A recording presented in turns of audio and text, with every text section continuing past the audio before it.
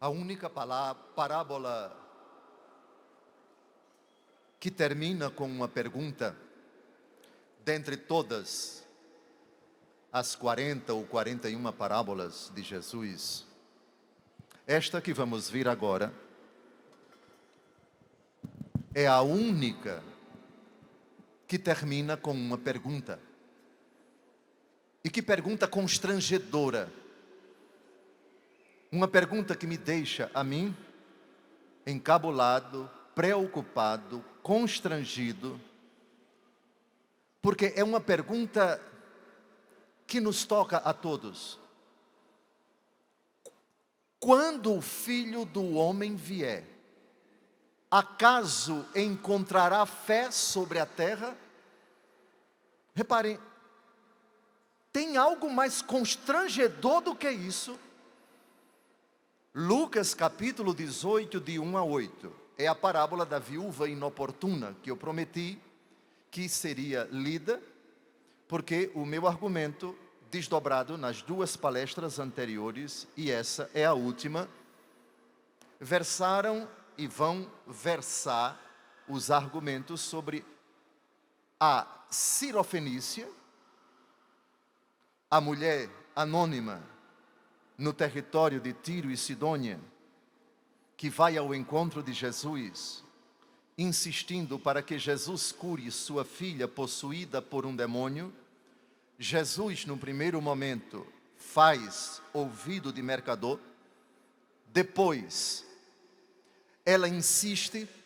Jesus então diz: não é lícito tirar o pão dos filhos e dar os pães aos cães.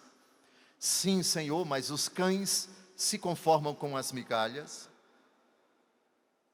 E Jesus atende aquela mulher: seja feito conforme a sua fé, e a filha é curada. É um exorcismo à distância. Já comentamos isso, a insistência, a audácia, a persistência de uma mulher que não desanima. Agora, uma parábola. Esses dois textos da vida de Jesus são fundamentais para nós tratarmos da perseverança na oração, que é a última parte da frase de Romanos 12, 12, que é o tema deste acampamento de fé. Vamos recordar qual é o tema deste acampamento? Romanos, capítulo 12, versículo 12. Alegres na esperança, pacientes na tribulação e perseverantes na oração. Então é impossível não citar essa parábola, que dentre aquelas voltadas ao tema da oração, talvez seja a mais oportuna para o argumento da perseverança. Lucas, capítulo 18, versículos de 1 a 8. Propôs-lhes Jesus uma parábola para mostrar que é necessário orar sempre, sem jamais deixar de fazê-lo. Havia em certa cidade um juiz que não temia a Deus, nem respeitava pessoa alguma. Na mesma cidade vivia também uma viúva que vinha com frequência à sua presença para dizer-lhe: faz-me justiça contra o meu adversário. Ele, porém, por muito tempo não o quis. Por fim, refletiu consigo: eu não temo a Deus, nem respeito os homens. Todavia, porque esta viúva me importuna, lhe farei justiça, senão ela não cessará de me molestar. Prosseguiu o Senhor: ouvis o que diz este juiz injusto? Por acaso não fará Deus justiça aos seus escolhidos, que estão clamando por Ele dia e noite? Porventura tardará em socorrê-los? Digo-vos que em breve lhes fará justiça. Mas quando vier o Filho do Homem, acaso achará fé sobre a terra? A única parábola que termina com uma pergunta. É óbvio que o último versículo precisa estar intimamente ligado com o primeiro. orar sempre, sem jamais deixar de fazê-lo. Isso supõe orar com fé. Agora, em cima disso, vou citar um texto surpreendente, porque nosso Senhor, em Marcos 11, 24, e espero que a sua Bíblia, a tradução seja esta que está na Bíblia Ave Maria, o Senhor pede algo que, do ponto de vista da razão, é um absurdo, mas sem esse absurdo, dificilmente nós rezamos constantemente. Ou seja, vamos ler agora. Encontrem, por favor, Marcos 11, 24. O que Jesus diz nesse versículo é isso: para você rezar, pedindo para você oração de súplica, ou pedindo para os outros, ou pelos outros, oração de intercessão, é preciso que você acredite que já recebeu. Não é que vai receber. Atenção, é isso mesmo. Olhem para Marcos 11, 24, pelo amor de Deus, porque Jesus pede que eu acredite que já foi dado aquilo que ainda não foi recebido. Já foi dado, é passado. E aquilo que eu peço é para o futuro. Todos os nossos pedidos dizem respeito a uma realidade que ainda não aconteceu. Por isso pedimos. Mas Jesus aqui nos diz algo impressionante. Como é possível que eu acredite que vai ser apresentado a Deus um pedido e eu tenho que acreditar que o pedido já foi atendido? Como é que se entende isso?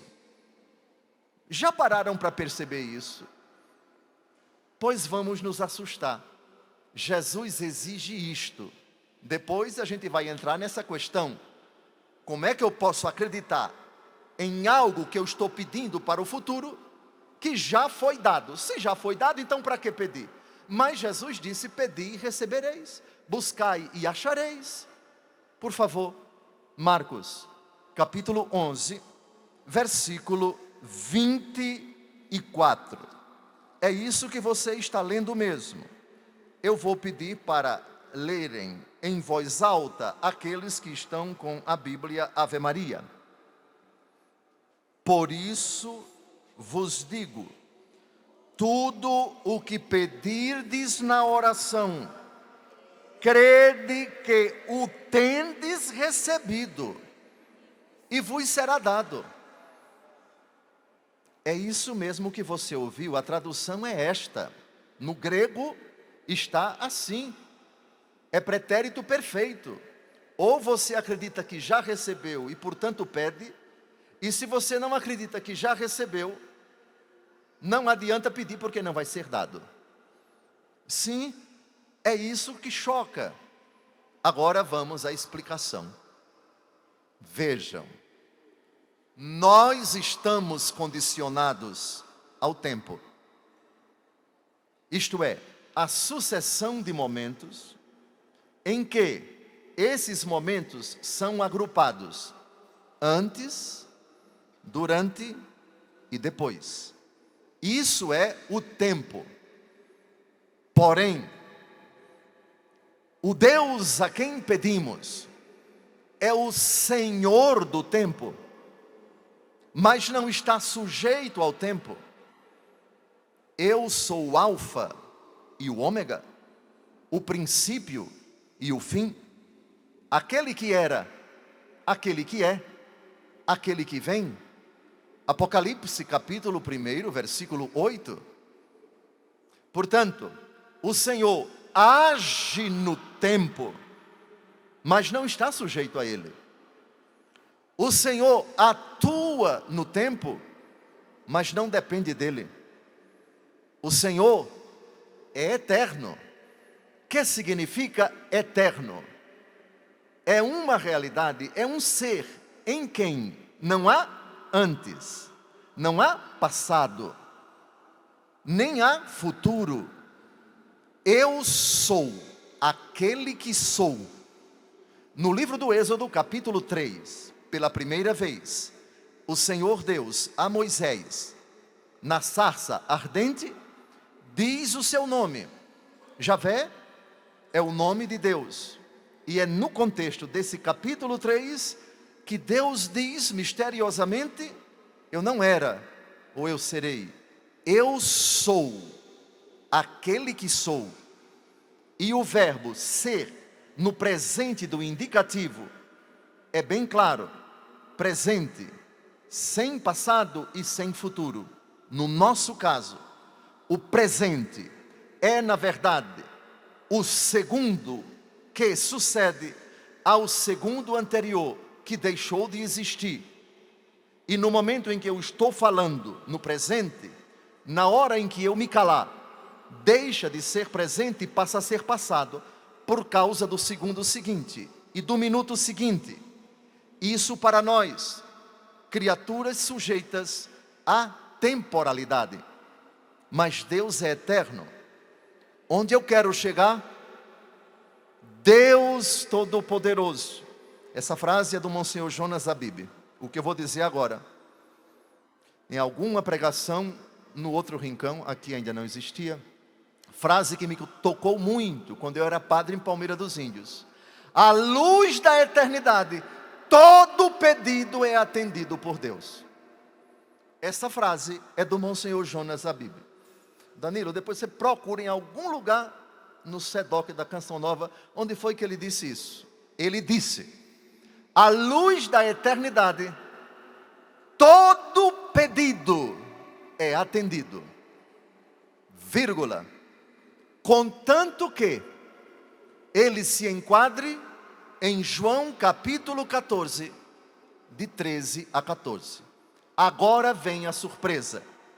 Mas antes de citarmos, e vocês já vão abrindo, por favor, João capítulo 14, de 13 a 14, é promessa dele, e aqui está a explicação para essa questão. Você tem que acreditar que já foi dado, e assim vai ser concedido.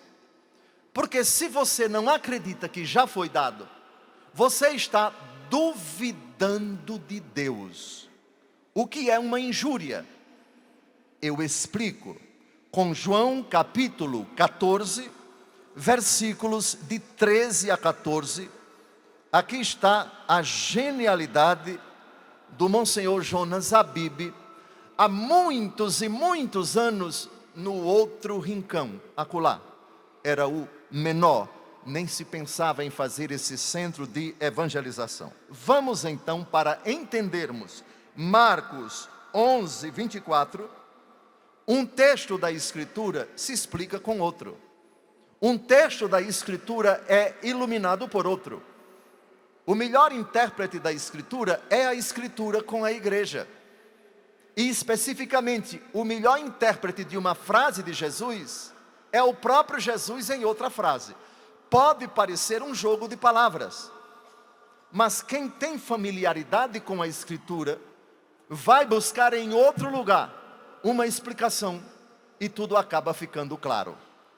Então, agora, João capítulo 14, versículos de 13 a 14. Todos juntos? São 2 versículos. E tudo o que pedirdes ao Pai em meu nome, vo-lo farei, para que o Pai seja glorificado no Filho. Qualquer coisa que me pedirdes em meu nome, vo-lo farei. Jesus colocou aqui alguma exceção, ou ele disse tudo? Jesus colocou alguma exceção no versículo 14, isto é, muitas coisas, ou Jesus disse qualquer coisa? Olhe o versículo 14, olhe. Jesus disse: peça muitas coisas, e eu vou ver se vou atender ou não. Jesus deixou alguma brecha para admitir a possibilidade de algumas coisas não serem atendidas? Não. Olhe o que ele diz no versículo 14: qualquer coisa. Qualquer coisa. Cuidado, não tire conclusões precipitadas, porque a frase tem uma coisinha aí que talvez você não tenha entendido. Em meu nome. Aqui está toda a diferença. Agora as coisas começam a se encaixar nessa lógica da eternidade. Não esqueçam, Marcos 11, 24.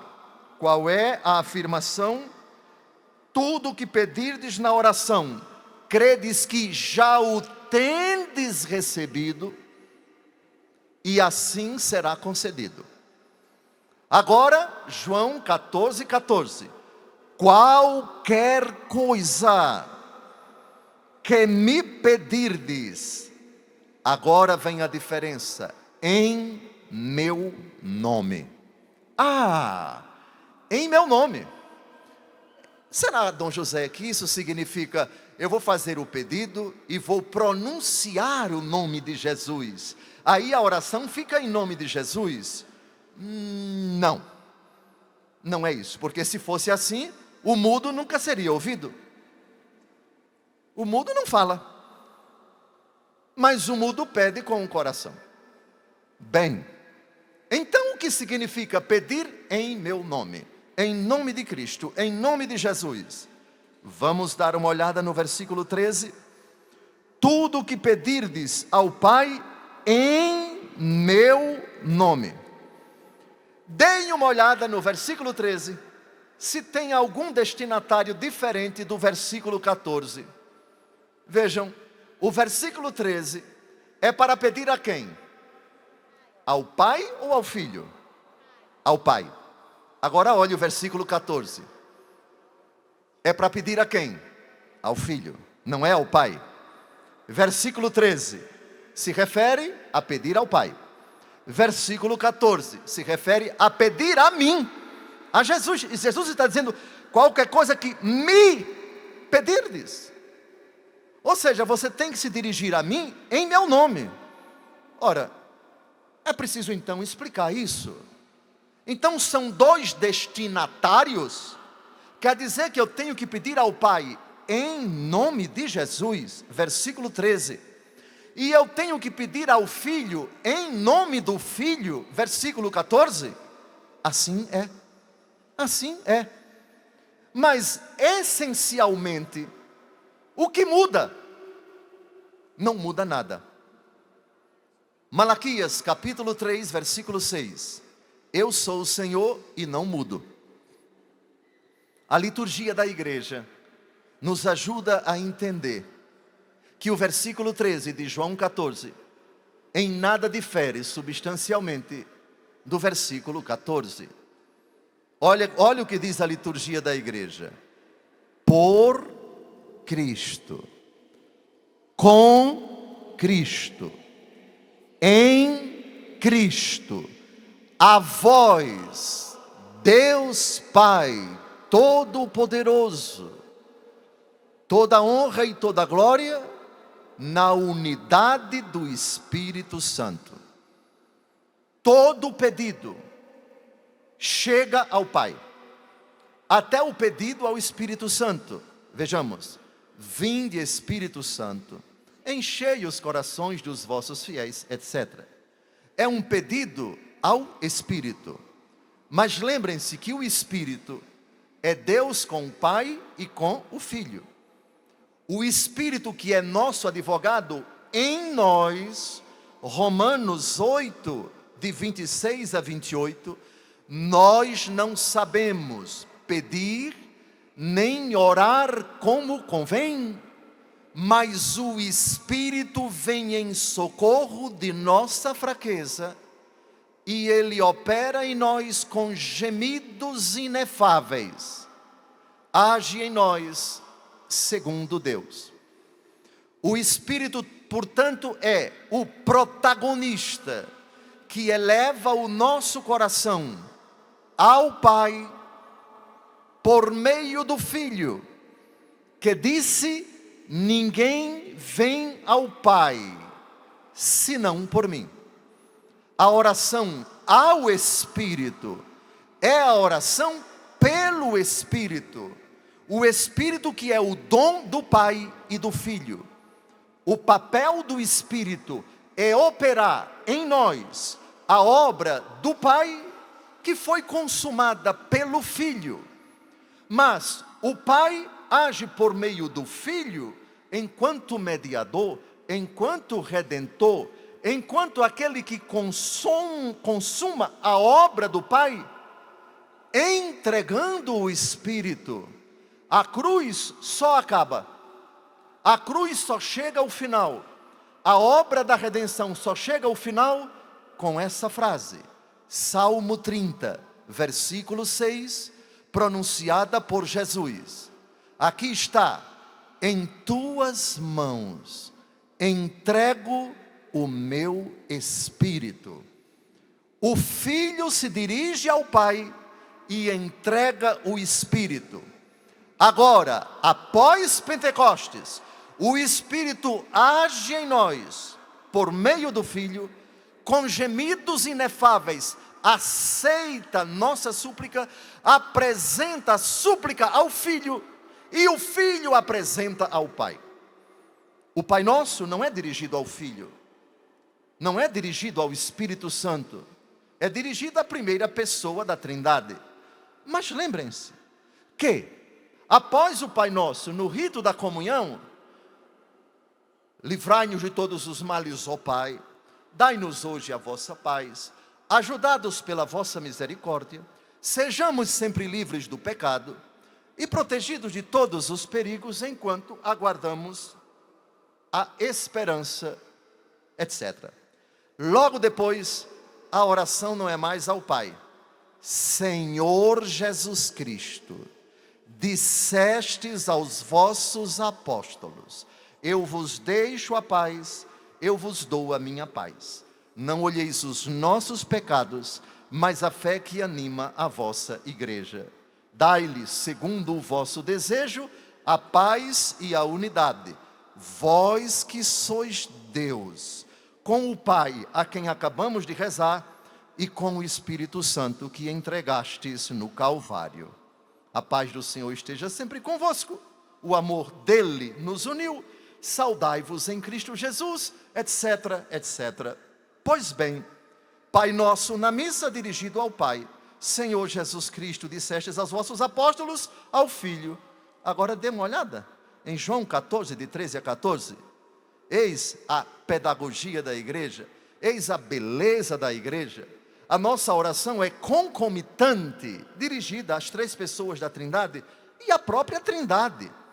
Tem várias orações que Santa Elizabeth da Trindade, uma carmelita canonizada, Santa Elizabeth da Trindade, a devoção dela à Trindade, tem orações no seu diário ao Pai, tem orações ao Filho, tem orações ao Espírito e tem oração à Trindade.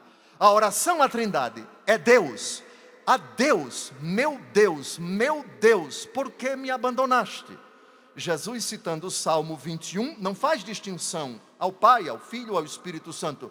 É a Deus na infinitude da sua abscôndita e inefável essência, glória e onipotência. Claro que é o Filho se dirigindo ao Pai, mas a palavra Deus, que se aplica ao Pai, que se aplica ao Filho, que se aplica ao Espírito Santo, comporta as três pessoas.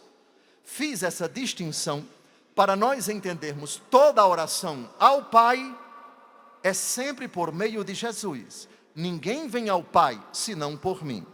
Então, recitando, dirigindo-se ao Pai, Divino Pai Eterno, é uma devoção muito bonita lá no estado de Goiás, perto da minha querida Brasília, onde eu resido. Pois bem, a oração ao Pai Eterno, qualquer que seja a modalidade, saibamos, é por meio de Cristo. Se nos dirigimos ao Pai, é por meio de Cristo, mas animados pelo Espírito Santo. Porque é o Espírito que opera em nós, com gemidos inefáveis. A oração ao Filho, ninguém vem a mim, se o Pai não o atrair. Jesus disse isso. Então, quando rezamos ao Filho, É o Pai que exerce a atração, levando-nos até o Filho. Quando eu for elevado da terra, atrairei todas as coisas a mim. João capítulo 12, versículo 32. E quando nos dirigimos ao Espírito, saibamos, somos movidos pelo Espírito, vamos ao Espírito por vontade do Pai, que nos atrai ao Filho, que o doador do Espírito Santo nos leva a orar ao Espírito, mas o Espírito acolhe as preces, entrega a Jesus, porque o Espírito não pode entregar as preces de ninguém ao Pai sem passar por Jesus. Aqui está a frase de Jesus: ninguém vem ao Pai senão por mim. E isso se aplica até à pessoa do Espírito Santo. Foi confuso? Não.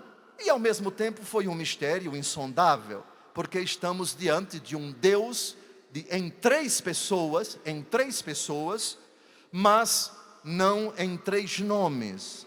Peço encarecidamente a vocês, por favor, o nome de Deus é Pai e Filho e Espírito Santo. O nome de cada pessoa em Deus. Pai é nome de pessoa em Deus. Não é nome do Deus cristão completo, digamos assim. Por isso, a liturgia da igreja é paradigmática. Nós não dizemos em nome do Pai, em nome do Filho e em nome do Espírito Santo. Não. Aí seriam três nomes, e Deus não tem três nomes. Deus tem três pessoas nele. O nome de Deus, Pai e Filho e Espírito Santo. Mateus capítulo 28, de 18 a 20. Peço encarecidamente a vocês, fiquemos com a liturgia da igreja. Voltemos agora a Marcos 11, 24. Tudo o que pedirdes na oração, crede que já o tendes recebido, e assim sucederá. João 14, versículo 13. Tudo o que pedirdes ao Pai em meu nome, vô-lo farei, para que o Pai seja glorificado no Filho. Olhem só, por favor. Pedir em nome significa pedir segundo a autoridade de, segundo a vontade de. Em Deus não há diferença entre o nome e o ser, entre o nome e a pessoa. O nome de Deus é Pai, é Filho, é Espírito Santo. O nome da primeira pessoa da Trindade é Pai. O nome da segunda pessoa da Trindade é Filho. O nome da terceira pessoa da Trindade é Espírito Santo. Mas o pedido ao Pai não é em nome do Pai, nem em nome do Espírito, é em nome do Filho. Por que em nome do Filho e não em nome do Pai e não em nome do Espírito Santo? Porque no versículo 14, qualquer coisa que me pedirdes em meu nome, eu vou-lo farei. Porque Jesus não disse qualquer coisa que me pedirdes em nome do meu Pai, qualquer coisa que me pedirdes em nome do Espírito Santo, eu farei. Não. Seja pedindo ao Pai, seja pedindo ao próprio Filho, tem que ser em nome do Filho. Tem que ser em nome de nosso Senhor e Salvador Jesus Cristo. A resposta está na 1 Timóteo capítulo 2, versículo 5. Primeira carta de São Paulo a Timóteo, capítulo 2, versículo 5. A palavra-chave é mediador entre Deus e os homens. Essa é a palavra-chave. Por isso, deve-se pedir ao Pai, ou ao Filho, ou ao Espírito Santo, em nome do Filho, pela mediação do Filho, pela ponte que é o Filho, pelo pontífice que é o Filho. 1 Timóteo, capítulo 2, versículos de 4 a 5. 1 Timóteo, capítulo 2, versículos de 4 a 5. Vamos ficar no versículo 5. Porque há um só Deus E há um só mediador entre Deus e os homens, Jesus Cristo, o homem. Vejam, um só Deus. Mas em Deus não há três mediadores. O Pai não é mediador. O Pai é o destino da oração que passa pela ponte, que passa pelo mediador. Então, ao dizer há um só Deus, o apóstolo aqui está incluindo Pai, Filho e Espírito Santo. Mas logo em seguida vem, há um só mediador entre Deus e os homens, Jesus Cristo, o homem. Por isso, a oração infalível, a oração que obtém tudo diante do Pai, diante do Filho e diante do Espírito Santo, é a oração que passa pela mediação de Cristo. Isso significa que passa pela autoridade de Cristo. Atenção que o texto diz, por favor, Jesus Cristo, o homem. Não é um mediador que não se encarnou, é um mediador que se encarnou. Enquanto o verdadeiro Deus tem vontade divina, enquanto homem tem vontade humana. Em Cristo não há duas pessoas. Nestório, um herege, bispo da época do concílio de Éfeso, defendia que na pessoa de Cristo, no ser de Cristo, havia duas pessoas: o Cristo e Deus. Maria Santíssima não seria mãe de Deus, segundo ele, porque é criatura e uma criatura não pode ser mãe de Deus. Portanto, ele distinguia em Jesus o Cristo, e Maria seria Christotokos, mãe do Cristo, mas não podia ser Theotokos, mãe de Deus. Foi condenado pelo concílio de Éfeso, que proclamou pela primeira vez Maria, mãe de Deus. Ao se encarnar, a segunda pessoa da Trindade nada perdeu da sua divindade. A pessoa é divina e conserva tudo de sua divindade, mas no ventre de Maria assumiu a natureza humana com tudo aquilo que ela tem, exceto o pecado. Portanto, a pessoa de Cristo encarnado é divina, com duas naturezas, a divina e a humana. Portanto, toda mãe é mãe de uma pessoa. A pessoa que se encarnou é divina.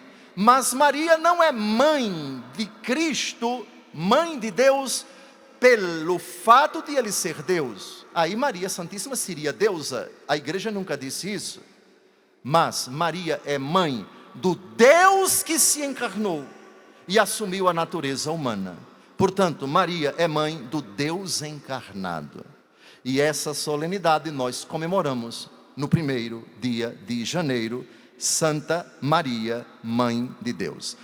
Ainda na primeira a Timóteo, capítulo 2, versículo 5, há um só mediador entre Deus e os homens, Jesus Cristo, o homem, falando das duas vontades, da divina e da humana. Agora nós já começamos a entender o que significa pedir em nome de Cristo. João 14, de 13 a 14. Então, vamos a outra frase de Jesus que diz: aprendei de mim, que sou manso e humilde de coração. Pedir ao Pai em nome de Cristo é pedir ao Pai imitando Cristo. É pedir ao Pai subordinando nossa vontade à vontade de Cristo.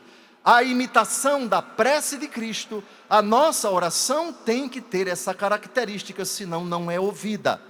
Então chegamos ao Jardim das Oliveiras e gostaria que você agora abrisse o Evangelho segundo Mateus, capítulo 26, para nós entendermos o que significa a oração em nome de Cristo. A oração que é atendida sempre. Tudo que pedirdes ao Pai em meu nome, eu vou-lo farei. Mateus capítulo 26, versículos de 39 em diante.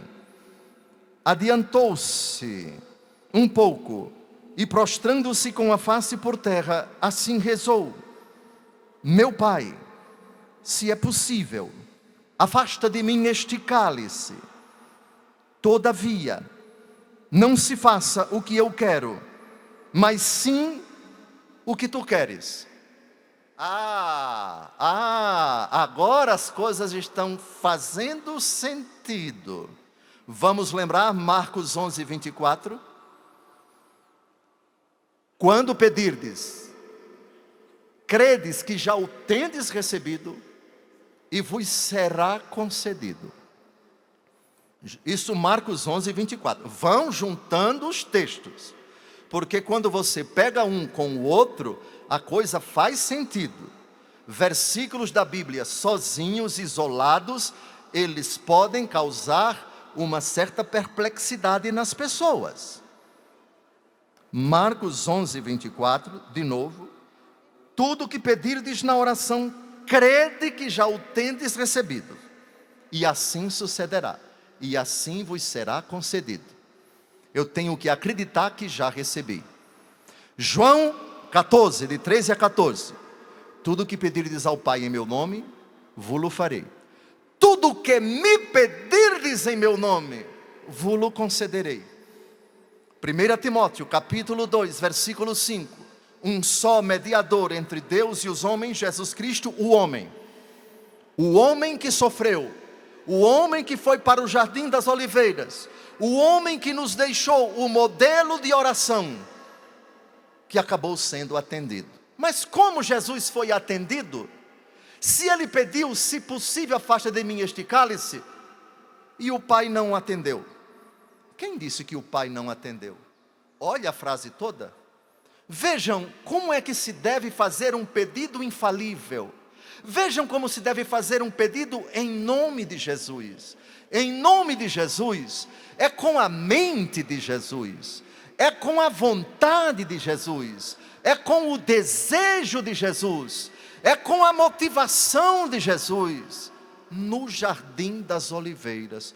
Olhem agora, de novo, com o olhar atento, versículo 39, meu Pai, se é possível, afasta de mim este cálice. A natureza humana, Jesus Cristo, o homem, o verdadeiro Deus, está ali encarnado, mas é também verdadeiro homem. E nessa hora o verdadeiro homem está angustiado. Por favor, escutem no versículo 38, minha alma está triste até a morte, ficai aqui e vigiai comigo. É a angústia da natureza humana. É assim que pedimos em nome de Cristo, identificados com Ele. São Paulo utiliza uma frase bombástica: eu vivo, mas já não sou eu que vivo, é Cristo que vive em mim. E se existe um momento da nossa vida em que isso se aplica, é na oração angustiada, é na aflição de quem está passando por duras provações, mas que não tem o direito, por ser cristão, de se afastar das palavras, do desejo, da intenção, do ímpeto angustiado de Jesus. Meu Pai, se possível.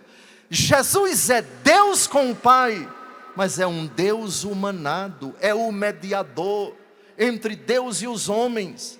Aqui Jesus não é apenas o parâmetro, Jesus aqui é aquele que está sendo esmagado pelo Pai. Oh, Dom José, que frase chocante! O Pai esmagando o Filho. Isaías capítulo 53, versículo 10, olhem lá. Aprouve ao Pai esmagar o Filho pelo sofrimento, assim ele se torna causa de redenção para nós. Aqui está a oração cristã no auge, no quase extremo da loucura, extremamente aflita a alma, perturbada. Versículo 38, minha alma está triste até a morte. Pelo amor de Deus, quem passou ou está passando por essa situação, Jesus, verdadeiro homem, semelhante a nós em tudo menos no pecado, não pensou em maluquices, não passou pela cabeça dele tirar a vida. Jó, angustiada, que pensou em tirar a vida. Jesus não. Olhemos para Jesus. Versículo 38, Mateus 26. Minha alma está triste até a morte. Sim, obrigado, tenho 20 minutos. Não vou ultrapassar. Tenho que correr do Jardim das Oliveiras para a vida de vocês com nosso Senhor. Na extrema aflição, estar unido a Jesus, imitar Jesus, compreender quais os parâmetros da prece de Jesus. Se possível, afasta de mim este cálice, o cálice do sofrimento, sofrimento que passou, o cálice de permanecer nesta vida angustiado, e essa realidade passou. Mas como a oração de Jesus terminou? Com um todavia. Versículo 39. Todavia, não se faça o que eu quero, mas o que tu queres. Ora, o querer do Pai é eterno. O querer do Pai, que para a nossa vida nós desconhecemos, já está nos planos de Deus. Marcos 11, 24.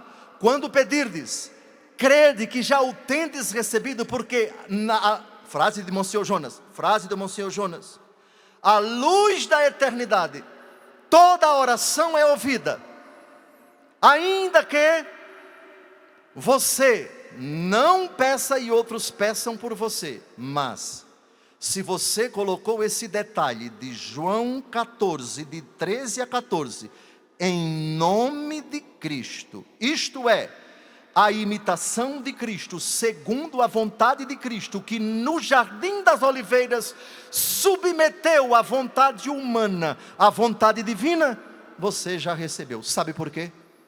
Porque quem diz, Senhor, eu te peço isso, todavia, não se faça a minha vontade, mas a tua, e a vontade de Deus é eterna, você está dizendo, eu estou pedindo agora algo que eu julgo que é importante para mim, mas só Deus sabe se é importante agora ou depois. Mas só Deus sabe se o que eu realmente, aquilo de que eu necessito, é isso ou é outra coisa. Como eu não sei, seja feita a tua vontade. Isto é, eu abro mão da minha e estou disposto a acolher a tua. Pronto. E a vontade de Deus quanto a você já está designada, já está reservada, já está preparada, ainda que venha a conta-gotas, ainda que venha, por favor, em etapas. Dou um exemplo: a mãe que pede para a filha ser aprovada num concurso. A filha se submeteu ao concurso e não foi aprovada. Isso significa que é a vontade de Deus que ela nunca passe? Não. Quem vai saber? O fato é que, no que toca a Deus, a parte dele deve ser feita. No que toca a você, a sua parte deve ser feita. Santo Inácio de Loyola: trabalhe como se tudo dependesse de você, e reze como se tudo dependesse de Deus. Ou seja, se Deus não permitiu que isso acontecesse, vamos tentar procurar as causas. Fui negligente, fui preguiçoso, não estudei como deveria, devo estudar mais. Seja atrevido, rapaz. No livro dos Atos dos Apóstolos, duas vezes, o Senhor autoriza o diabo a atrapalhar a vida de São Paulo, a vida dos apóstolos. Vejam que coisa misteriosa. 2 vezes, vamos tratar disso ainda hoje. O diabo não permitiu. Sabem por que às vezes Deus autoriza o diabo a atrapalhar a vida da igreja? Como pode? Mas é a obra da evangelização, mas é a obra de salvar almas. O Senhor está dizendo que em 2 ocasiões o diabo atrapalhou a vida da igreja nos Atos dos Apóstolos com a permissão do Senhor? Disse sim, e vou provar. Às vezes, a gente julga, a gente pondera que o que deve ser feito é isso. Que pensamento bonito, lindo. Por exemplo, construir um centro de evangelização. Eu acredito que esse centro estava nos planos do Monsenhor Jonas há anos. Quantos percalços, quantas dificuldades para que a obra começasse. Só no céu a gente vai entender os planos de Deus. Você queria uma coisa tão bonita, mas eu, que não tenho a obrigação de lhe dar explicação, o que você quer é bom, é bonito, é correto, é santo, mas não agora. Vai ser um pouco para frente. O que você quer é dessa forma, mas eu quero de outra. Por isso vou atrapalhar um pouco a sua vida. Mas não desanime não. Seja atrevido, seja ousado. O céu é dos malucos no bom sentido. Santa maluquice, santa ousadia, de quem diante de uma dificuldade, e eu com isso. As dificuldades são todas removidas, sejam elas de carne e osso, aquela mala pesada que atrapalha a vida da igreja, que fica colocando dificuldade, que não assina o projeto, que não ajuda as portas a se abrirem. Está certo, está bem. Devoção a Nossa Senhora do Desterro. Oh, que beleza! Nossa Senhora do Desterro, que desterra um bocado de gente. Oh, Maria Santíssima, leva, transfere. Ou então, desanime não. Tentou, não deu certo. Alguma dificuldade de natureza institucional, de natureza legal, de natureza de convivência, problema financeiro. Seja ousado, rapaz. A história desse centro de evangelização, a história dessa obra gigantesca, foi com muitos percalços, mas a ousadia do Monsenhor Jonas, que tenacidade, é em nome de Cristo. Eu não compreendo o porquê desse obstáculo, mas vamos continuar rezando, vamos continuar dobrando os joelhos, vamos continuar obedecendo ao que diz Santo Inácio. Trabalhe como se tudo dependesse de você, mas reze como se tudo dependesse de Deus. Pois bem, aqui está o meu Pai, se possível afaste de mim este cálice. É um pedido meu, que na minha limitação, eu julgo que tem que ser agora, segundo esse projeto que eu coloquei aqui, entreguei para o arquiteto, que eu entreguei para aquela pessoa e tal. Tudo muito bonito, tudo muito lógico, tudo muito concatenado. Fase 1, fase 2, fase 3... Aí Nosso Senhor diz, nem 1, nem 2, nem 3, nem agora, nem daqui a uma semana, vai ser mais para frente. Dou um exemplo. Quem foi que queria construir o templo que acabou sendo construído por Salomão? Eu habito aqui num palácio. E o Senhor não tem uma casa. Aí o profeta vai e diz, faça como você quer. Era o rei Davi, lembra do rei Davi? Que queria construir o templo. Aí naquela mesma noite o Senhor vai ao profeta e diz, não, vá dizer a ele, que não vai ser ele que vai construir, não. Ele derramou muito sangue, quem vai construir é o seu filho. Aí Davi compreendeu, redimensionou seus critérios, também providenciou tudo, ouro, prata, bronze, muito dinheiro, e a obra só foi iniciada depois que ele morreu. Coube a Salomão.